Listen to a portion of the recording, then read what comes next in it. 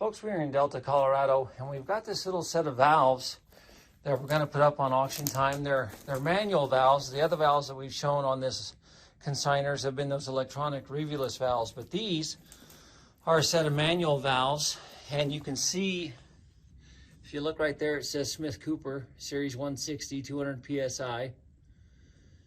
And I think they're 6-inch valves as well. Everything else that Calvin has had has been 6-inch. But we'll include all of the PVC fittings, whether you choose to use those or not. I think you're really buying the pair of valves here. We will sell this all as one item. So you're getting two different valves, that valve there and this valve over here. And you can see here on the end where it says open and closed.